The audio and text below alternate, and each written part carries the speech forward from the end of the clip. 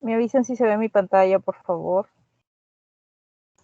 Sí se puede ver, doctora, lupus eritematoso. Ok. Bueno, uno de los temas que tenemos que revisar es lupus eritematoso sistémico. Y de él vamos a ver la definición, la prevalencia, la fisiopatología, el cuadro clínico y el diagnóstico en base a los criterios de clasificación. Tienen que saber que hay varios criterios de clasificación, pero dentro de los que más se usan tenemos el del Colegio Americano de Reumatología del año 97 y también los del año 2019 que se dan tanto por el Colegio Americano de Reumatología y la Liga Europea contra el Reumatismo. También vamos a ver el tratamiento del lupus eritematoso sistémico. Esos son los logros que se pretenden alcanzar con esta exposición. Y bueno, como definición, comenzaremos diciendo que el lupus eritematoso sistémico es una enfermedad autoinmune y es crónica. Es sistémica además porque puede afectar cualquier órgano. Y la prevalencia va de 20 a 150 casos por 100.000 habitantes. Esta enfermedad se va a ver sobre todo en mujeres en edad fértil, comprendidas entre los 15 y 45 años de edad, aunque esto no quiere decir que no se presente también en adultos mayores, porque hay presencia de lupus senil. La prevalencia felizmente es baja. A nivel global, la prevalencia es de 0,05% y la relación entre la afección entre mujeres y varones va de 10 mujeres por cada varón. Se dice que es más común y severa en pacientes afroamericanos y asiáticos. Con respecto a la fisiopatología va a ser multifactorial. Van a intervenir factores genéticos. Dentro de estos vamos a tener algunas fracciones del complemento, como el C1Q, el C2, el C4, el antígeno leucocitario humano o HLA. También vamos a tener el ligando de la manosa, la interleucina 10. Vamos a tener a la proteína quimiotrayente de monocitos y al gen PTPN22. Hay muchos genes, pero estos de acá son los que más tienen o más se ha determinado relación con la fisiopatología de esta enfermedad. Pero no van a ser los únicos factores. Fíjense que también van a haber factores ambientales. Dentro de ellos vamos a tener la luz ultravioleta, el género femenino, infecciones, dentro de ellas las infecciones virales como la infección por virus de Epstein-Barr, entre otros. Todos estos factores van a hacer que se presenten autoantígenos, los cuales van a participar en esta respuesta inmune anormal, van a ser presentados por las células dendríticas y estas a su vez los van a presentar a los linfocitos T y los linfocitos B y se van a terminar formando autoanticuerpos. Estos autoanticuerpos van a ir dirigidos a los diferentes órganos y sistemas, como por ejemplo la piel, las articulaciones, los hematíes, los leucocitos blancos, el riñón, y lo que van a producir en estos órganos son procesos inflamatorios, ¿no? Y estos procesos inflamatorios se van a manifestar como el rash malar, la nefritis, la artritis, procesos de penias como leucopenias, anemia, pancitopenia, también inflamación de las serosas. Y entonces es en este momento en que el paciente tiene la oportunidad de ser diagnosticado y de recibir un tratamiento que no permita que la enfermedad progrese, ya que si no lo hacemos, la enfermedad progresa y se va a ocurrir el daño del órgano en sí. Puede pasar si es que hay una nefritis lípica que llegue a una enfermedad renal crónica, puede tener aterosclerosis, fibrosis pulmonar, strokes, entre otros. Y todo esto, cuando ya estas manifestaciones llegan al daño, van a ser irreversibles. Entonces, a nivel celular, vamos a tener que, como ya lo dije, van a haber diferentes factores que van a desencadenar la enfermedad. Dentro de estos factores vamos a tener factores genéticos, ambientales, hormonales, y también se habla de factores infecciosos como los virus, los cuales van a ocasionar un defecto de la apoptosis. Este defecto de la apoptosis va a hacer que se modifique el material nucleosomal que va a ser presentado, tanto el sistema inmune innato como el sistema inmune adaptativo, de tal forma que a nivel del sistema innato las células dendríticas plasmocitoides digieran estos autoantígenos, se formen también autoanticuerpos y se liberen una serie de citoquinas proinflamatorias, las cuales van a activar a células del sistema inmune innato, como van a ser los neutrófilos, como van a ser los macrófagos, que vuelven a liberar citoquinas proinflamatorias. Y por otro lado, vamos a tener al sistema inmune adaptativo. También vamos a tener una célula dendrítica que va a digerir el autoantígeno y se lo va a presentar a los linfocitos T. Estos linfocitos T van a presentarle a los linfocitos B estos autoantígenos y se va a producir una cascada de liberación de enzimas inflamatorias, se van a formar anticuerpos por los linfocitos B, estos anticuerpos cogen a esos antígenos y forman un complejo antígeno-anticuerpo y finalmente se va a producir una cascada inflamatoria. Ahora, vamos a tener los criterios de clasificación del Colegio Americano de Reumatología del año 97 y aquí se indican 11 criterios, de los cuales el paciente debe de cumplir por lo menos 4 para que clasifique como un diagnóstico probable de lupus eritematoso sistémico. Estos criterios van a ser la presencia de rash malar, la presencia de rash discoide, la fotosensibilidad, la presencia de úlceras orales, artritis no erosivas, pleuritis o pericarditis, alteraciones renales, las vamos a ver en detalle más adelante, alteraciones neurológicas, alteraciones hematológicas, alteraciones inmunológicas y finalmente la positividad de los anticuerpos antinucleares. Van a ser 11 criterios de los cuales se tienen que cumplir por lo menos 4 para que nuestro paciente tenga clasificación con lupus eritematoso sistémico. Cuando hablamos del rash malar, nos referimos a la presencia de un eritema. A nivel malar, este eritema suele ser fijo, puede ser plano, pero también puede ser elevado. Va a estar a nivel de las eminencias malares y va a respetar los surcos nasolabiales o nasogenianos. Fíjense que no los cruza, ¿no? A diferencia de la rosácea, por ejemplo, u otras afecciones dermatológicas, sí se afectan los surcos nasogenianos, pero en el lupus esto no se afecta. El lupus eritematoso cutáneo subagudo no está dentro de esta clasificación, pero ya que vamos a hablar de la clínica, decidí ponerlo, ya que está en la clasificación del 2019. Se caracteriza porque es muy parecido a la psoriasis. Las lesiones se dan como unas zonas hiperqueratósicas que van a ser descamativas, eritematosas también, ¿no? Y se van a formar más bien placas. El rash discoide sí se encuentra dentro de esta clasificación. Se va a caracterizar porque básicamente van a dejar cicatriz atrófica. Inicialmente aparecen como unas placas eritematosas elevadas, van a tener algunas escamas, pueden tener tapones foliculares, pero su característica principal es que pueden dejar una cicatriz atrófica donde hay lesión. La presencia de úlceras orales se suelen presentar en paladar tanto blando como paladar duro. Al paciente no le duele, muchas veces pasa desapercibida esta alteración por el paciente, pero sí en nuestro examen físico deberíamos evaluarla y si es que está presente, cuenta como un criterio de clasificación. La fotosensibilidad es referida por el paciente como un rash cutáneo con una reacción inusual a la luz. Él anteriormente se exponía al sol, pero no manifestaba ninguna molestia, pero de pronto nota que su piel se torna más eritematosa, que siente más molestia y que se presenta como un rash con exposición ante pocos minutos de exposición al sol. El paciente lo puede referir y el médico lo puede observar en su examen físico. Hay artritis dentro del lupus también, y esta artritis se caracteriza porque, a diferencia de la artritis reumatoide, no causó erosiones. El conteo en lupus, para que cuente como criterio, deben ser 2 o más articulaciones periféricas y se caracteriza porque va a haber inflamación. Clínicamente el paciente va a referir que hay dolor, hay aumento de volumen y cuando nosotros palpamos las articulaciones vamos a palpar obviamente la sinovitis. La presencia de afección de serosas. En la afección de serosas vamos a tener la pleuritis y la pericarditis. En la pleuritis, el paciente va a manifestar un dolor, sobre todo a la inspiración.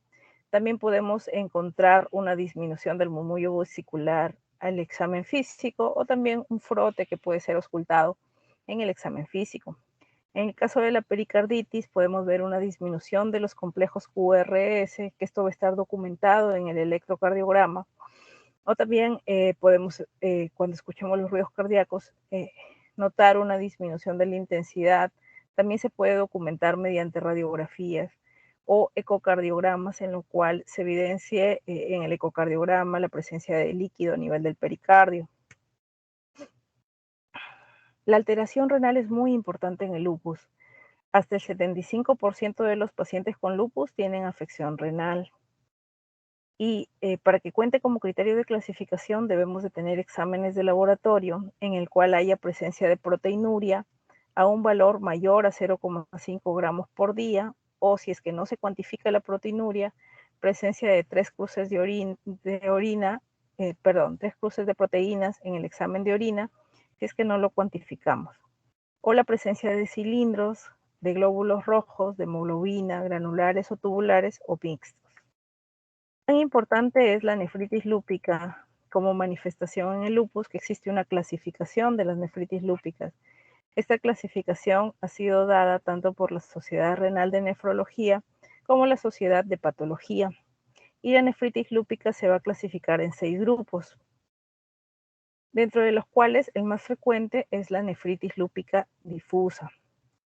Nosotros podemos dar tratamiento inmunosupresor desde la tipo 3, 4, 5, inclusive en el tipo 2, pero ya cuando el paciente viene con una glomerulonefritis lúpica tipo 6, ya indica que hay un daño del glomérulo y se ha dañado ya hasta más del 90% de sus glomérulos y están esclerosados, por lo tanto el paciente lo más probable es que vaya a falla renal crónica y hemodiálisis.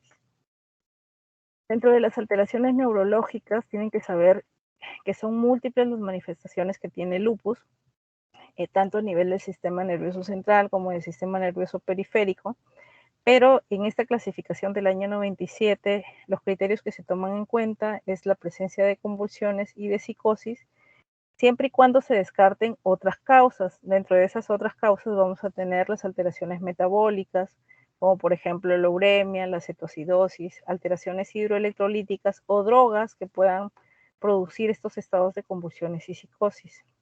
Fíjense que otras manifestaciones clínicas, como por ejemplo disfunción cognitiva, desórdenes de ansiedad, cefalea lúpica, accidentes cerebrovasculares, mielopatías o síndrome de desmielinización, inclusive meningitis aséptica, forman parte de la clínica de lupus. Tanto las mononeuropatías como las polineuropatías, inclusive síndromes parecidos al Guillain-Barré y a la miastenia, también forman parte de las manifestaciones neuropsiquiátricas, pero no entran dentro de los criterios de clasificación. Al menos no de los criterios de clasificación del 97. Dentro de las alteraciones hematológicas, el lupus suele causar penias, o sea, disminución de los leucocitos, de los linfocitos, de las plaquetas y también anemia, pero tiene que ser una anemia hemolítica para que entre dentro de los criterios de clasificación. La anemia hemolítica debe de presentarse con reticulocitosis. La leucopenia debe de presentarse con un valor menor a 4000 en 2 o más hemogramas. La linfopenia se manifiesta como un valor de linfocitos absoluto menor a 1500 por milímetro cúbico en 2 o más hemogramas. Y la trombocitopenia también con un valor menor a 100.000 en ausencia de cualquier otra causa que lo pueda producir. Dentro de las alteraciones inmunológicas vamos a tener la presencia de anti-DNA nativo, el anti-SMID, que es el anticuerpo más específico de lupus, y la presencia de anticuerpos antifosfolípidos. Ustedes van a tener un seminario de síndrome antifosfolípido.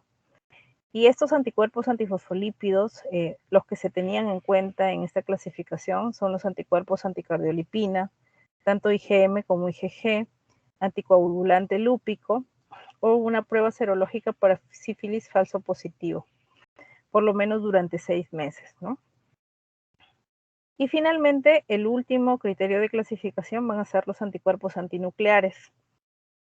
Obviamente, en ausencia de drogas asociadas a esta enfermedad.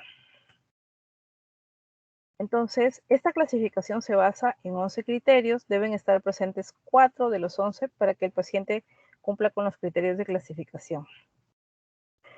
Cerca del 90% a más, aproximadamente el 95% de estos pacientes tienen anticuerpos antinucleares positivos. Es así que surgió otra clasificación, la más reciente es la que existe en el año 2019, en la cual las dos grandes escuelas mundiales de reumatología, que son el Colegio Americano y la Liga Europea contra el Reumatismo, lanzan criterios de clasificación. Para que un paciente entre en estos criterios o sea evaluable, necesita tener anticuerpos antinucleares positivos a un título mayor de 1/80, o en su defecto, estas células que son HEP2, que realmente son un estudio cualitativo que es equivalente al ANA positivo y que en el Perú no se hace, generalmente hacemos el ANA. Si está ausente el ANA, simplemente el paciente no clasifica como lupus, y si está presente se deben de tomar los criterios aditivos. Estos criterios aditivos deben de sumar por lo menos 10 puntos y no se deben de presentar todos a la vez, basta que en el transcurso de la enfermedad hayan estado presentes, no es necesario que estos ocurran simultáneamente. De cada ítem vamos a tomar el valor más alto.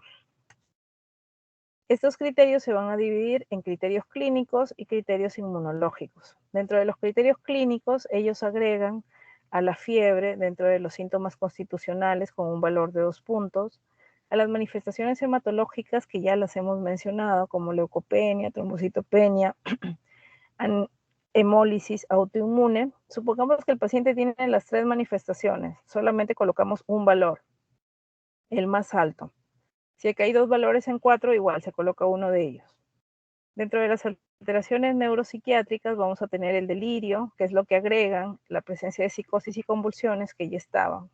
Supongamos que presenta las 3 manifestaciones, solo se pone el más alto, que sería convulsiones.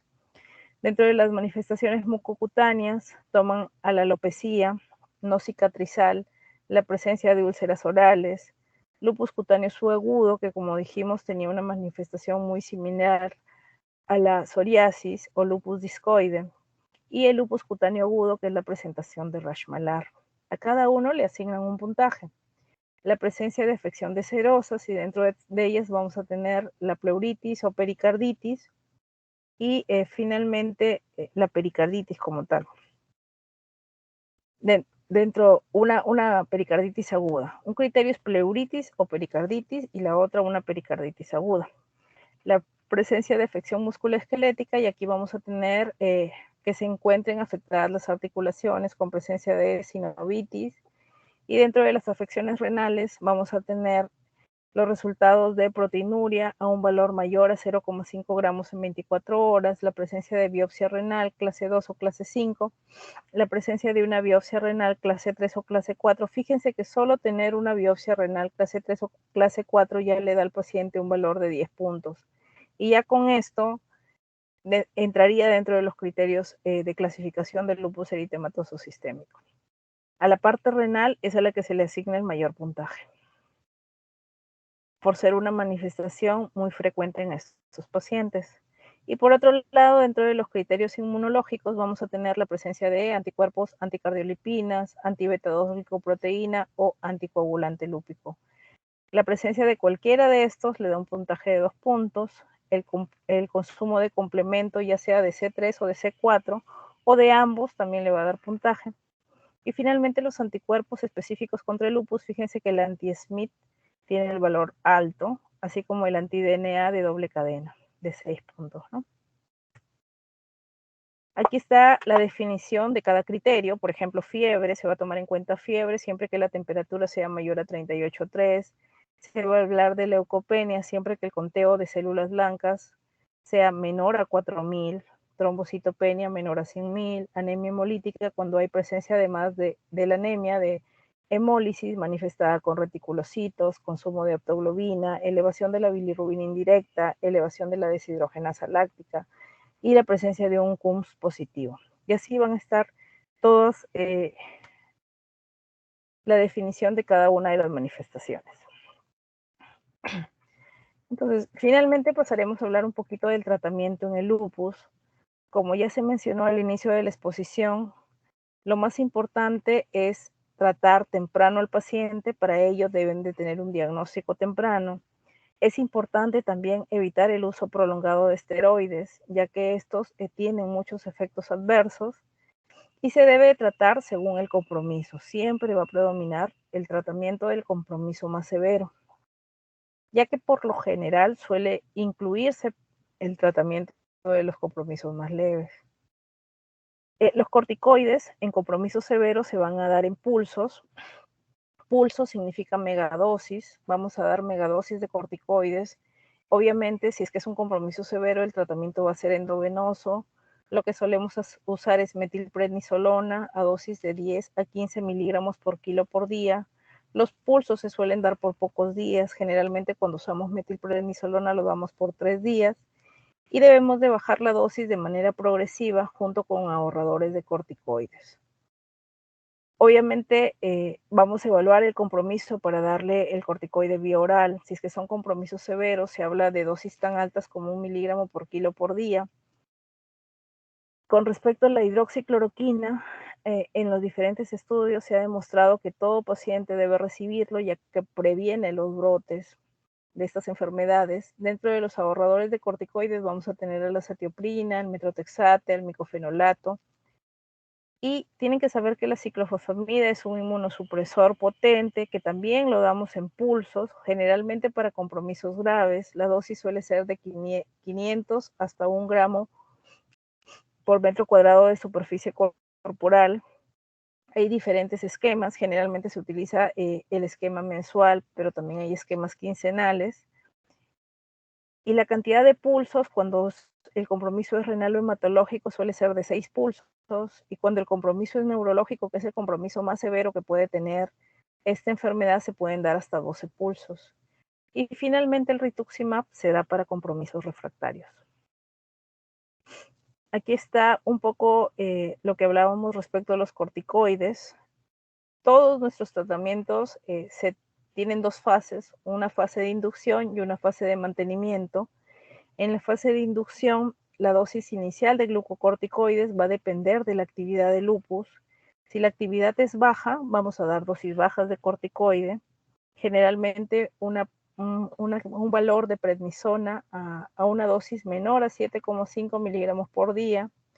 Si la actividad es moderada, utilizaremos dosis intermedias, que es de 7,5 a 30 miligramos por día, y solo si la actividad es muy grave, utilizaremos dosis altas, de 30 a 100 miligramos por día, o utilizaremos bolos, que acá realmente son pulsos, de metilprednisolona endovenosas por periodos cortos de 1 a 5 días.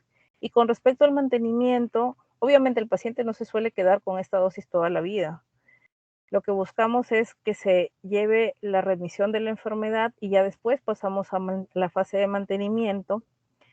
Cuando ya logramos reducir la actividad de la enfermedad, vamos a ir disminuyendo la dosis de corticoides. Generalmente comenzamos a disminuir de 10 a 20% cada 7 o 15 días hasta llegar a un valor de 30 miligramos por día, y después disminuimos la dosis un 10% cada 15 días hasta lograr suspender el corticoide o lograr una dosis de mantenimiento menor a 7 miligramos por día.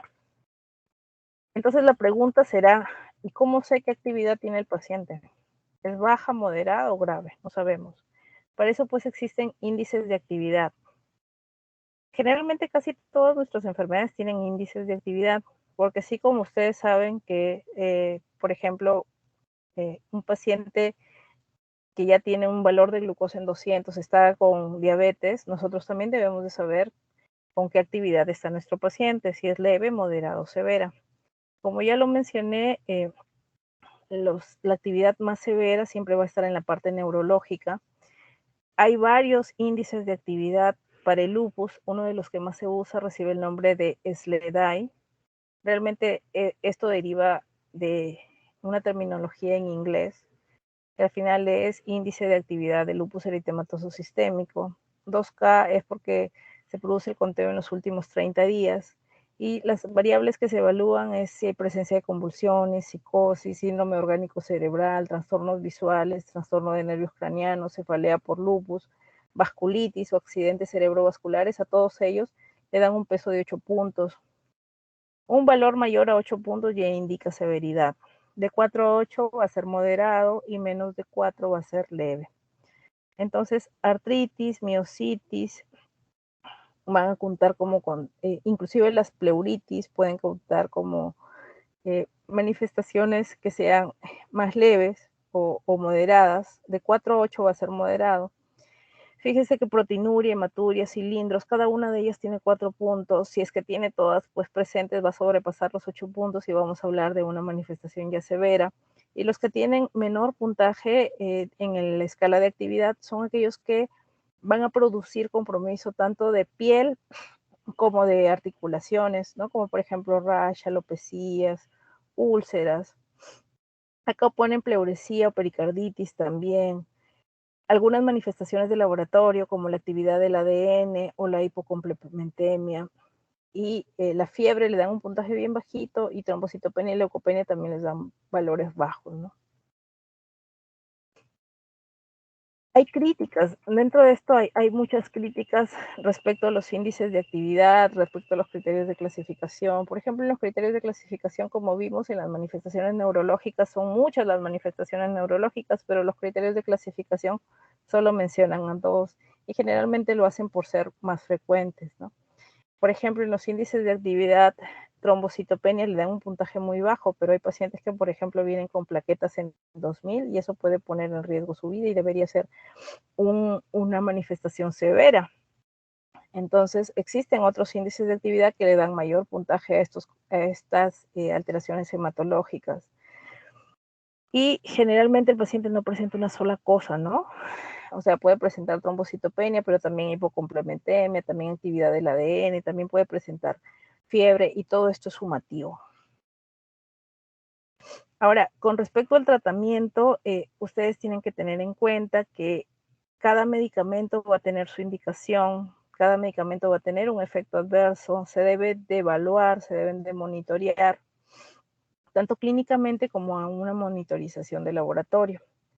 Por ejemplo, ya que hablamos tanto de los corticoides están indicados en casi todas las manifestaciones clínicas de lupus a dosis variable, en dependencia de qué afecte, ¿no?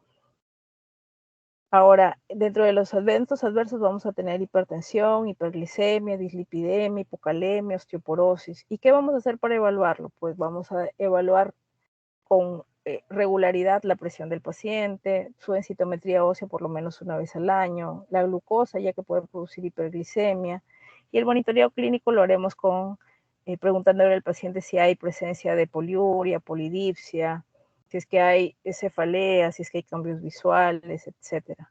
Y dentro del monitoreo de laboratorio utilizaremos la concentración sérica de glucosa o la tira urinaria por glucosa. Vamos a hacerle una densitometría anual o una evaluación de lípidos anual. La ciclofosfamida está indicado en la glomerulonefritis lúpica tipo 3, 4, en ocasiones el 5, generalmente en compromisos neuropsiquiátricos o en compromisos severos como la vasculitis o las diferentes afecciones en ocasiones, serositis que no respondan al tratamiento. Y dentro del evento adverso vamos a tener la mielosupresión. Recuerden que estas enfermedades, al ser autoinmunes, nosotros lo que damos son inmunosupresores. Y los inmunosupresores predisponen a los pacientes a que se infecten. Por lo tanto, los eventos adversos van a estar de la mano con la inmunosupresión, pero también se ha relacionado la ciclofosfamida con neoplasias, con presencia de cistitis hemorrágicas, con infertilidad. ¿Y cómo vamos a evaluar esto? Pues ya que pueden producir mielosupresión, debemos de monitorizar su hemograma y su examen de orina. El monitoreo clínico se dará con síntomas de mielosupresión, infertilidad o hematuria, y el monitoreo de laboratorio se va a hacer con el hemograma y el examen de orina. Así vamos a tener otros inmunosupresores también, como la satioprina, el metrotexate o el micofenolato. Todos ellos pueden producir inmunosupresión y todos ellos requieren de que evaluemos periódicamente el hemograma. En el caso de la satioprina, puede producir también leucopenia, trombocitopenia, al igual que el metrotexate. Por eso es que cada paciente que recibe estos medicamentos se deben de monitorear siempre con estos análisis. Tienen que conocer también el micofenolato. El micofenolato actualmente se da mucho en glomerulonefritis lúpica. Tiene la ventaja de que no suele producir infertilidad pero también como los otros puede producir mielosupresión o inmunosupresión, y también debemos de monitorizar el hemograma y la creatinina, y también perfil hepático. Entonces, a manera de conclusiones, vamos a decir lo siguiente. El lupus es una enfermedad sistémica, multiorgánica, de mayor prevalencia en mujeres de edad fértil y gravedad más en afroamericanos. Su fisiopatología va a ser multifactorial, van a haber muchos factores que la puedan producir, como factores genéticos, factores autoinmunes, ambientales, hormonales o infecciosos. Sus manifestaciones clínicas son variables, recuerden que es sistémica. Se deben de afectar al menos 4 de los 11 criterios establecidos por el Colegio Americano de Reumatología para que clasifique como tal, o al menos un ANA positivo y por lo menos 10 puntos según los criterios de clasificación de CR Euler. Y el tratamiento lo vamos a dar según la gravedad del cuadro. Esa es la bibliografía que se utilizó para la exposición y espero sus preguntas.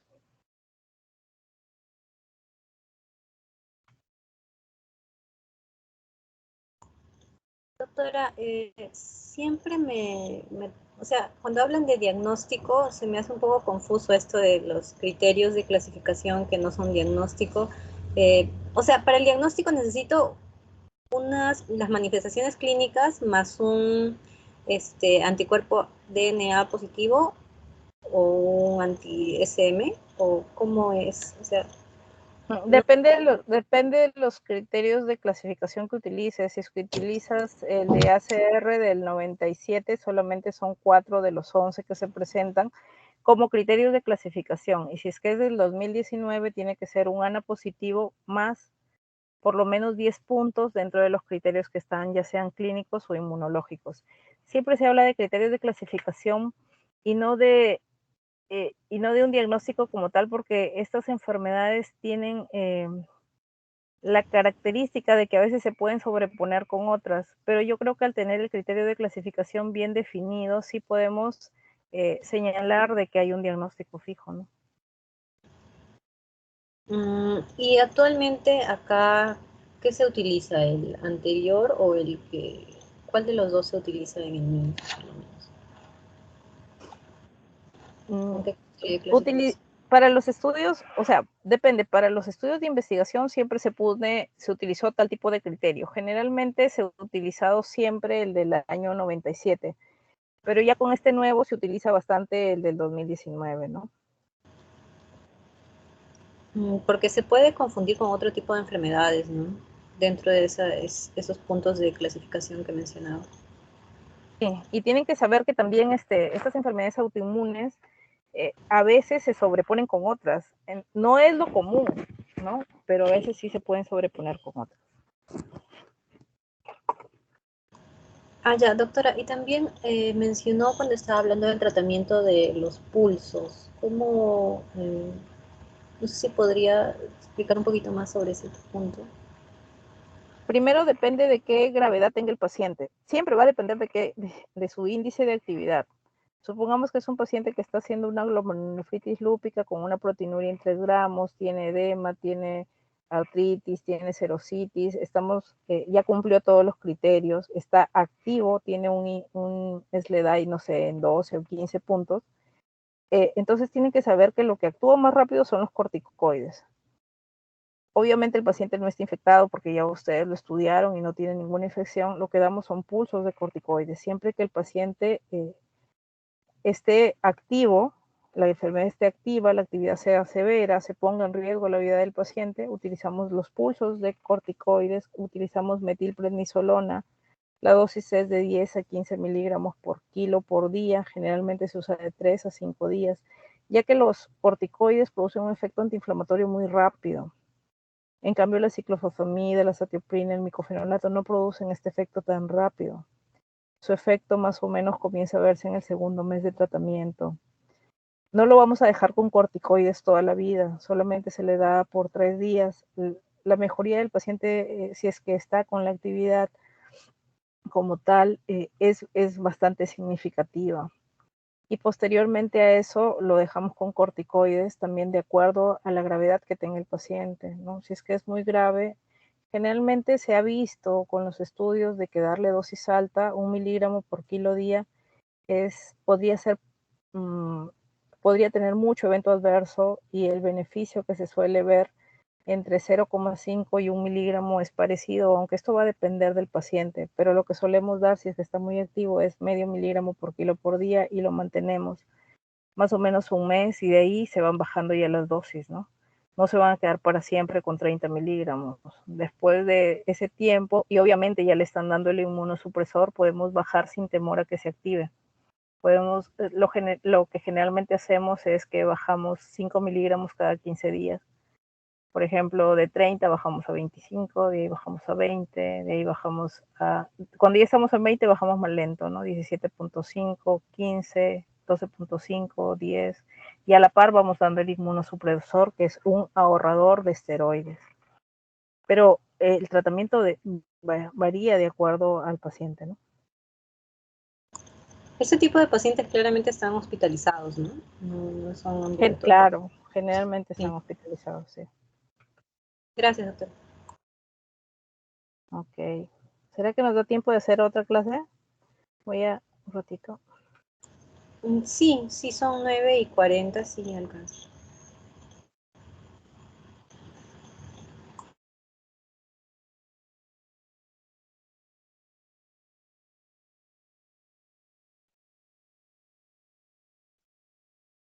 Voy a compartir mi pantalla, ¿ya? Un momento.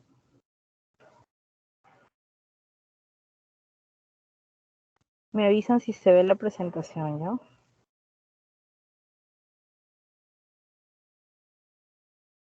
Sí se ve, ¿verdad? Sí se ve, doctor. Bueno. Vamos a hacer otra que es esclerosis sistémica. Vamos a hablar un poquito acerca del concepto de la esclerosis sistémica. Vamos a hablar también acerca de los criterios de clasificación, de la epidemiología y la etiopatogenia, el cuadro clínico, diagnósticos diferenciales y el tratamiento. Respecto al concepto de esta enfermedad, es una enfermedad del tejido conectivo, también es autoinmune, es crónica, es progresiva y generalizada. Dentro de sus alteraciones fisiopatológicas, se describe que las alteraciones microvasculares que causan disfunción vascular van a ser las responsables de la isquemia y finalmente de la fibrosis de diversos tejidos y órganos, y el pronóstico se va a dar siempre que exista un compromiso renal, pulmonar o cardíaco. Debemos de evaluar estos compromisos para poder dar el pronóstico del paciente. Esta enfermedad pertenece a los síndromes esclerodermiformes. Tienen que saber que escleroderma significa engrosamiento y endurecimiento de la piel, y se va a dividir en dos grandes grupos, el escleroderma localizado y la esclerosis sistémica. Nosotros vamos a ver la esclerosis sistémica. Dentro de la parte localizada vamos a tener la morfea, el escleroderma lineal y el escleroderma en copa de sable. Estos no los vamos a tratar en esta exposición. Pero sí, la esclerosis sistémica se va a dividir en la forma limitada y la forma difusa. Dentro de los criterios de clasificación vamos a tener los criterios del año 1980, en el cual hay un criterio mayor y 3 criterios menores. El paciente debe de cumplir siempre este criterio mayor, o debería tener por lo menos 2 menores. En el criterio mayor vamos a tener la esclerosis o engrosamiento de la piel proximal a metacarpofalángicas, y dentro de los criterios menores vamos a tener el engrosamiento de la piel de los dedos o esclerodactilia, la presencia de cicatrices puntiformes en el pulpejo de los dedos o la presencia de fibrosis pulmonar bilateral. Entonces, para que el paciente clasifique como tal, debe de cumplir por lo menos un criterio mayor y por lo menos 2 o más criterios menores. Aquí está la descripción de la misma clasificación. Esta clasificación nos va a dar una sensibilidad del 97% de que el paciente tenga esta enfermedad y una especificidad del 98%. Hay otra clasificación del año 88, que es la clasificación de Leroy, y esto va a mencionar una serie de características que va a permitir de una manera u otra diferenciar la esclerodermia limitada de la forma difusa. El fenómeno de Raynaud suele anteceder al engrosamiento de la piel durante años en la limitada. En cambio, En la forma difusa, el fenómeno de reinado tiene poco tiempo precediendo el engrosamiento de la piel, ya que es una enfermedad que avanza muy rápido. La esclerodermia o engrosamiento de la piel en la forma limitada es distal, tanto a codos como a rodillas. En cambio, en la difusa es en todo el cuerpo, ¿no? Incluye tórax, abdomen. En la limitada también puede haber afección de la carita. Dentro de las manifestaciones clínicas, la limitada se asocia más con una hipertensión pulmonar, con presencia de calcinosis o telangiectasias.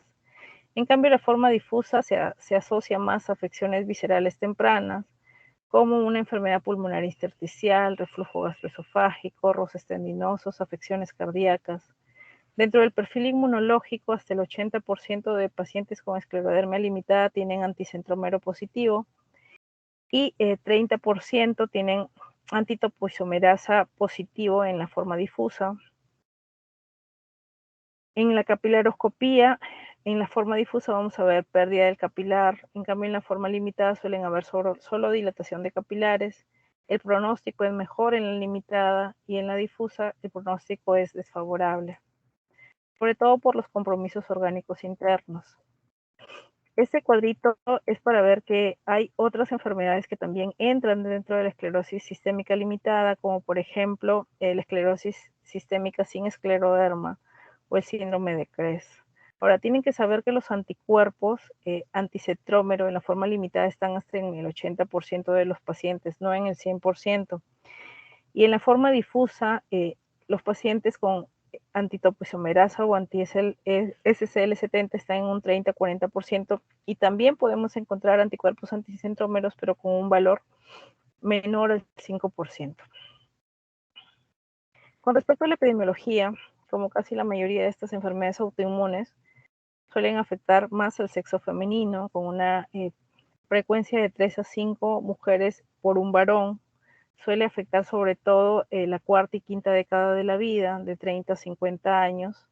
La incidencia y prevalencia va a variar según la raza y según la distribución geográfica.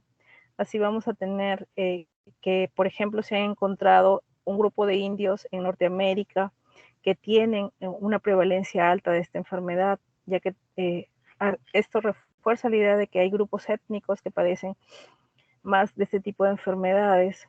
Se ha encontrado que en la raza negra predomina la forma difusa, mientras que en los caucásicos predomina más la forma limitada. En Estados Unidos se ha descrito una incidencia de 19 casos por 1 millón de habitantes y una prevalencia de 240 casos por 1 millón de habitantes, mientras que en Europa es más bajo, ¿no? De 4 a 5 casos por 1 millón de habitantes y la prevalencia va a ser de 30 a 126 por millón de habitantes.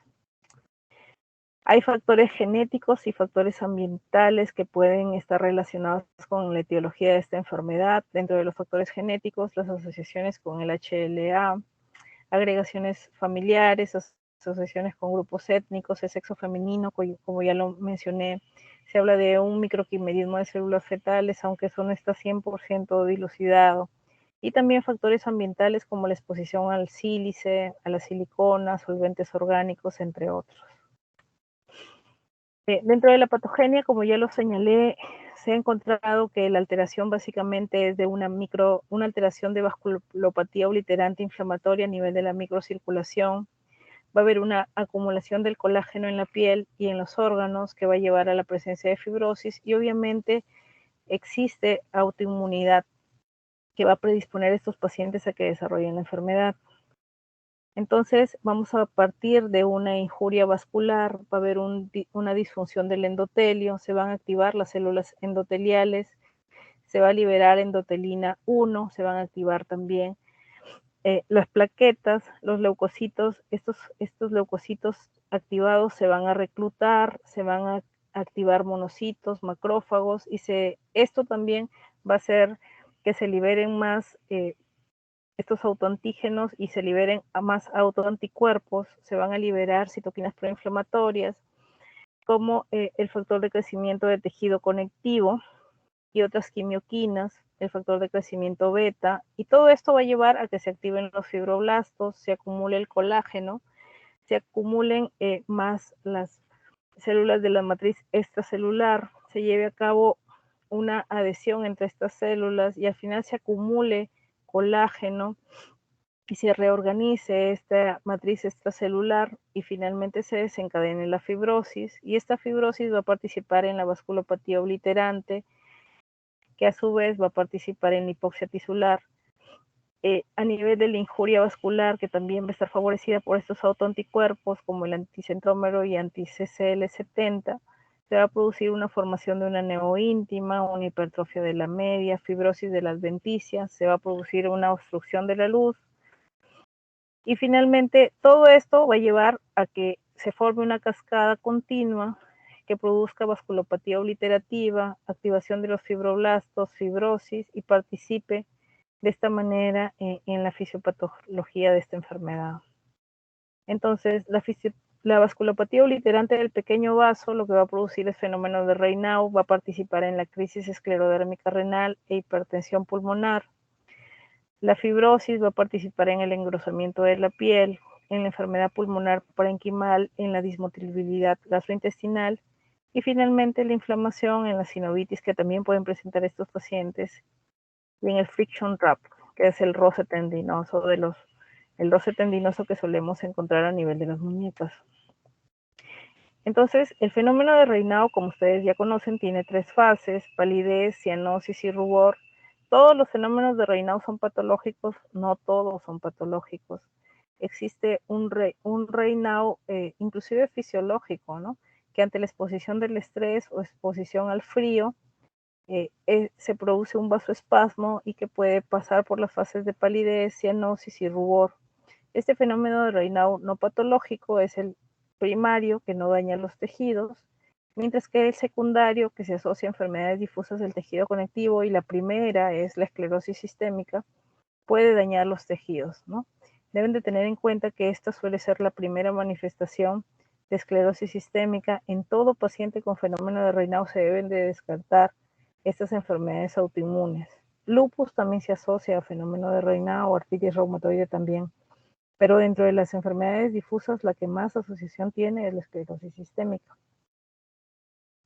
Entonces, si eso no se trata, se va a producir la isquemia, que inicialmente se va a presentar como un punteado digital o un pitting, posteriormente como úlceras digitales y finalmente como una gangrena digital. También pueden aparecer úlceras a nivel de metacarpofalángicas en lugares donde hay roce o donde hay pobre perfusión, o áreas donde se producen pequeños traumas. Hay una serie de factores de mal pronóstico en estos pacientes. Un factor de mal pronóstico, como ya lo mencioné, es que presenten la forma difusa, es que tengan una edad avanzada cuando ya inician la enfermedad, que haya afección orgánica desde el inicio, ¿no? De que se diagnostique esta enfermedad, manifestándose por una capacidad de difusión menor al 40% del valor predicho, que haya afección pericárdica, que haya proteinuria, hematuria o insuficiencia renal, que haya anemia, que haya elevación de la velocidad de sedimentación globular o una alteración a nivel del electrocardiograma. A nivel de las manifestaciones cutáneas, ambas enfermedades, recuerden que pertenecen al síndrome esclerodermiforme, por lo tanto, la piel está endurecida. Obviamente, al inicio, la piel se va a encontrar engrosada, podemos encontrar manos hinchadas y a veces pies hinchados. Se va a caracterizar porque presentan prurito. Van a haber lesiones en sal y pimienta, que realmente son lesiones de hiper o hipopigmentación. Pueden haber telangiectasias, calcinosis, úlceras dérmicas o pitting digital. Y vamos a tener, por ejemplo, presencia de telangiectasias en el rostro. No solamente están en el rostro, pueden estar en los brazos, en las piernas. Presencia de calcinosis a nivel de las manos, de los antebrazos. Si el fenómeno de Raynaud progresa y la causa secundaria, la secuencia va a ser de que posterior a él comiencen a presentarse manos hinchadas, prurito y dolor, piel engrosada y finalmente fibrosis. Dentro de las manifestaciones gastrointestinales, estas son variadas. El paciente puede pasar por periodos de estreñimiento, de diarrea, de acidez estomacal, de disfagia, reflujo gastroesofágico, gastritis, esofagitis, hinchazón postprandial, saciedad temprana, etc. El reflujo gastroesofágico a su vez puede producir erosiones, displasias, estenosis, reactividad de las vías aéreas. Como ya les señalaba, puede haber periodos de constipación o de diarreas. Cuando hay periodos de estreñimiento puede haber sobrecrecimiento bacteriano. Esto también puede producir mala absorción. Muchas veces pasan por periodos de diarreas que requieren hasta antibióticos intermitentes por el uso del sobrecrecimiento bacteriano. Dentro de las manifestaciones más importantes está la enfermedad pulmonar en la esclerosis sistémica. Actualmente es la principal causa de muerte. El mayor riesgo se da en pacientes con esclerosis sistémica difusa. Recuerden que la forma que es limitada más bien se asocia con hipertensión pulmonar. En todos estos pacientes hay que preguntar si es que tienen dificultad al respirar, si hay presencia de disnea, esfuerzos, si es que hay disnea al reposo, si es que hay disnea más bien a grandes esfuerzos. En todos estos pacientes tenemos que hacer pruebas de función pulmonar y lo que se suele encontrar es la presencia de un patrón restrictivo.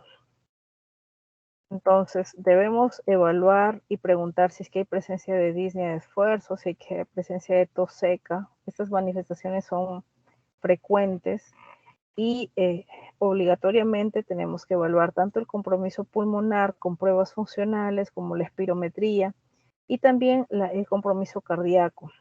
Y para ello debemos de descartar la hipertensión pulmonar mediante el ecocardiograma y también mediante el cateterismo cardíaco. En la parte pulmonar también en estos pacientes se deben de pedir tomografías de alta resolución. Los patrones típicos de la esclerosis sistémica van a ser la presencia de neumonitis intersticial no específica con presencia de vidrio esmerilado, que es la parte inflamatoria, que es aquí el paciente está con un compromiso inflamatorio y sobre él podemos actuar.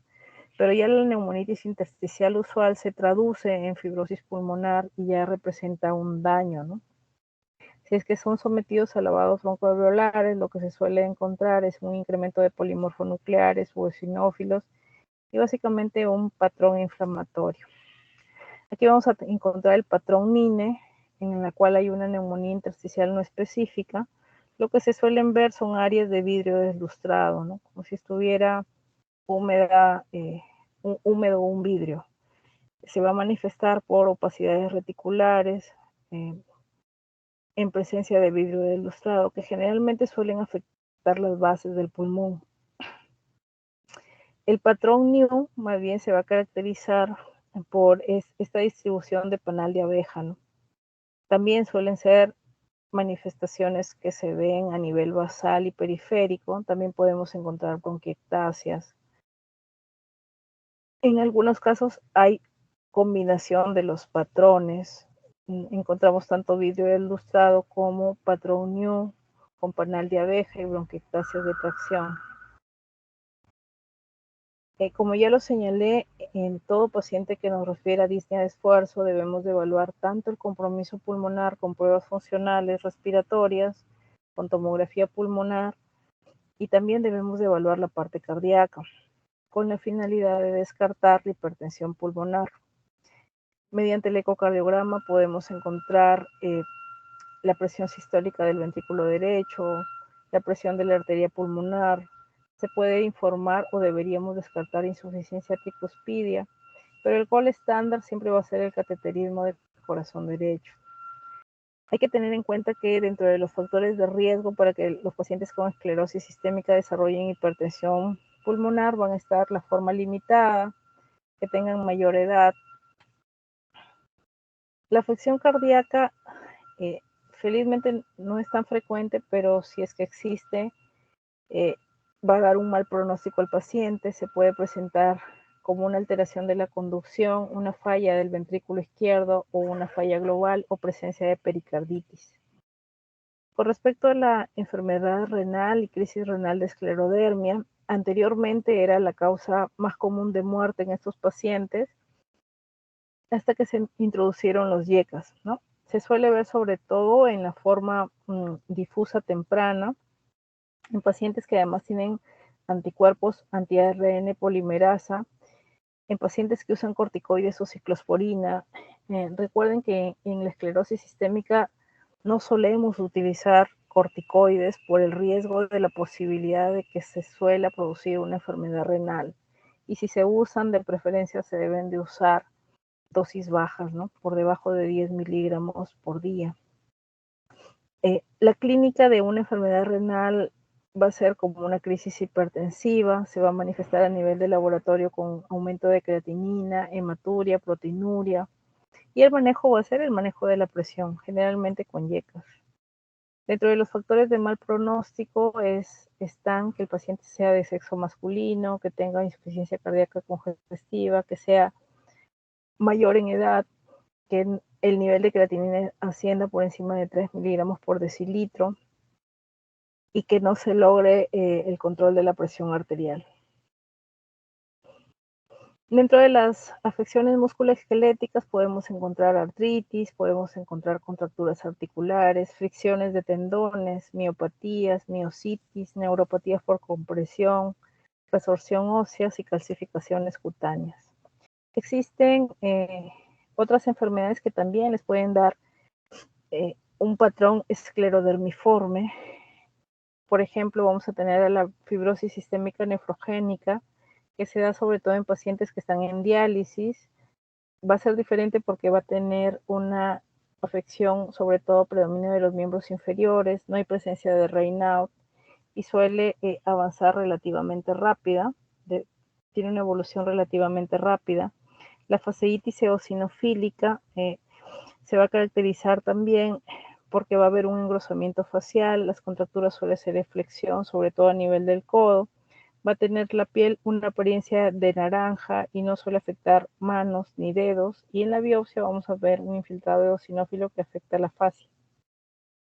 El esclerodema diabético va a ser una complicación de la diabetes mellitus, vamos a encontrar que no hay fenómeno de Raynaud, la induración y engrosamiento de la piel del cuello es lo más común, así como las áreas de cintura escapular y extremidades superiores. Y en la biopsia podemos encontrar mucinas y colágeno. Y el escleromixedema se va a asociar más con el depósito de una paraproteína, la induración cutánea suele ser más generalizada. Puede involucrar manos, pero también puede haber presencia de nódulos en esta enfermedad. Entonces, como vimos, realmente también es una enfermedad que va a producir afección a nivel de diferentes órganos. Por lo tanto, las medidas de tratamiento también van a ser variables. En primer lugar, vamos a tener tratamiento con respecto a la nutrición del paciente, con respecto a la actividad física y con respecto al soporte emocional que debe tener este paciente. Tenemos que dar terapia física y terapia ocupacional. Con respecto al tratamiento sintomático, generalmente se utiliza para las artritis antiinflamatorios. En el caso de las tendinitis, en ocasiones también se pueden utilizar corticoides, pero siempre en bajas dosis. Podemos utilizar en artritis también metrotexate, que también podría ayudar para el compromiso dérmico. A nivel gastrointestinal, también se puede utilizar el omeprazol en el caso del reflujo gastroesofágico, antibióticos si es que hay sobrecrecimiento bacteriano. Más que todo es sintomático este manejo.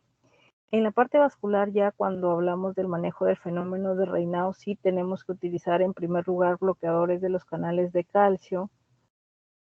También se pueden utilizar inhibidores de la recaptación de la serotonina.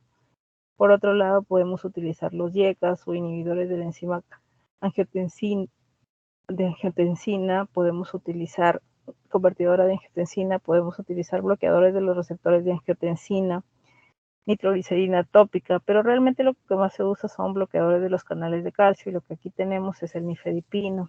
En el caso de la hipertensión pulmonar se utiliza el sildenafilo, que va a ser un inhibidor selectivo de la fosfodiesterasa 5, pero también se puede utilizar el bosentan, que es un bloqueador de la endotelina. Es lo que más se usa. Y en el caso de las crisis renales por esclerodermia, como ya lo mencioné, lo que se suele utilizar son los YECAs, que son los inhibidores de la enzima convertidora de la angiotensina, y el control de la presión es fundamental. Ahora, para el manejo de la parte pulmonar, lo que utilizamos son inmunosupresores. Dijimos que era cuando el patrón era NINE. Sobre todo lo que solemos utilizar es micofenolato y ciclofosfamida. En la parte dermatológica, el metrotexate también tiene un efecto beneficioso. Y también están en la fase de experimentación algunos antifibróticos. Dentro de ellos tenemos a la pirferidona, que se va a caracterizar por inhibir el factor transformador beta. Vamos a tener el imatinib también, que va a ser inhibidor de la tiroquinasa. Pero estos medicamentos van a estar en fase de experimentación todavía. No es que estén, bueno, se dan en algunos casos, pero todavía no es que esté normado para todos los pacientes con esclerosis sistémica. Quedo a la disposición si tienen alguna pregunta.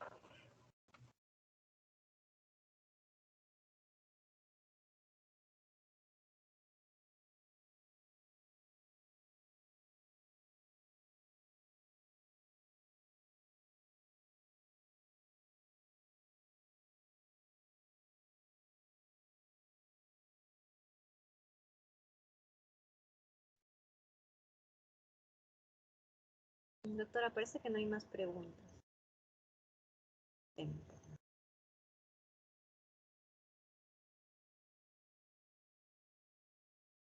Ok, ¿creen que nos dé tiempo para hacer otra clase?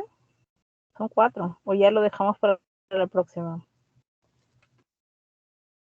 La siguiente clase sería el día lunes, doctora. Sí, reviso mi horario y te aviso. Yo creo que sí, puede ser el lunes en la mañana. Claro, Ya, podrían entonces, ser los siguientes ahí. ya, entonces el lunes haríamos vasculitis sistémica, que es un poquito larga, y un poco de introducción del sistema inmunológico. Ya, voy a dejar de grabar un ratito. Sí, Ustedes se toman foto, ¿no? Se toman fotos, sí. creo. No. Ya, está bien, está bien. Los dejo para que tomen la foto y